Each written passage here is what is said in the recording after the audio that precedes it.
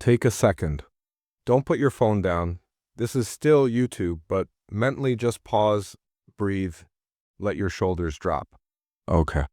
Because what I'm about to tell you isn't another one of those grind harder, sleep faster speeches.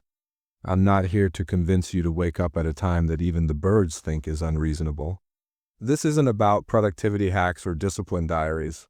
This is about something you've probably been ignoring for a long time. Something your body, your mind, and your soul have been quietly begging you for. You ready? You need to learn how to rest. Like, actually rest, not the lazy version people joke about. Not the guilty half breaks you take while thinking about the 47 things you still need to do. I'm talking about real, intentional rest. The kind that restores your edge. Because here's the truth nobody told you. Rest isn't weakness. Rest is what makes you dangerous again. Somewhere along the way, we picked up this twisted belief that resting means falling behind. That slowing down means you're not serious, not ambitious, not tough enough. So now most of us rest like we're doing something illegal, half distracted, half anxious, half present. You sit down to relax, but your brain keeps sprinting. You scroll through apps until your thumb hurts. You binge a show, but don't remember a single scene. You go to sleep and wake up even more tired. That's not rest. That's survival mode disguised as downtime. Real rest isn't the absence of effort, it's the presence of peace. It's your mind coming back online, your nervous system unclenching, your emotions stopping long enough to breathe. And I know what it feels like not to rest. I've been there.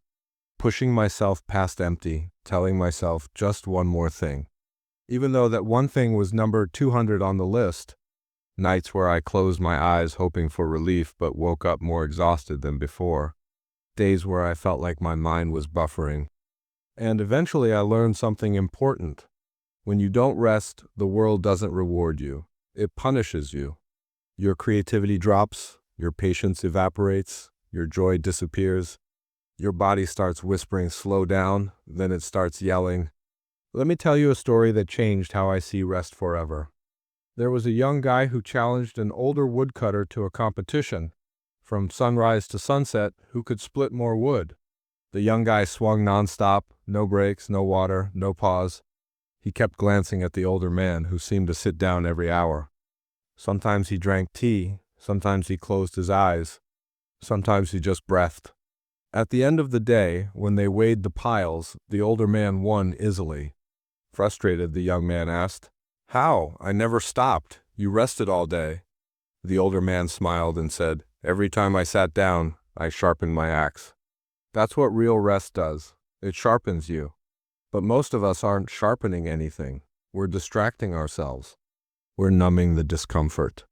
We're avoiding the stillness that would actually heal us.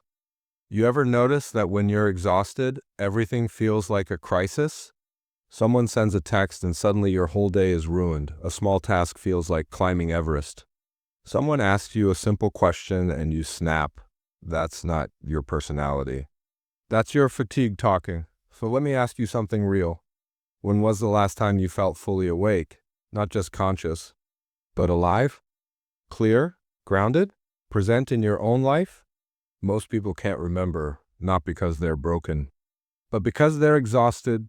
The truth is, rest changes everything. When you rest well, you think sharper, you listen deeper, you make better decisions. You stop reacting out of fear. You start responding with intention. You become patient again, creative again. Your sense of humor comes back. Your compassion comes back. You come back. And the best part? Rest doesn't require a tropical vacation or disappearing from society for 6 months. It can be simple. Rest can be 10 minutes of silence before everyone wakes up, a walk without headphones, a meal without checking your phone, putting your device away an hour before bed, breathing deeply for a minute instead of doom scrolling, letting the house stay messy for a day, saying, "I can't do that right now," and not offering a 6-paragraph explanation. Animals understand this naturally. A lion rests without shame. A cat naps anywhere it wants. But us? We push until we collapse and then say, "I'm fine." So here's your reminder, gentle but direct. You're allowed to rest. You're supposed to rest. You need to rest. Because when you rest well, you don't return as the same person who left. You return clearer, you return stronger, you return grounded. You return with boundaries. You return with purpose. You return with a presence that feels powerful without trying. You become dangerous. Dangerous to burnout. Dangerous to people-pleasing. Dangerous to fear. Dangerous to anything that demanded you prove your worth by running yourself into the ground. So take the pause, take the breath, take the nap. Put the noise down. Let your mind sharpen again. The world will still be here when you return, but you'll come back sharper than ever.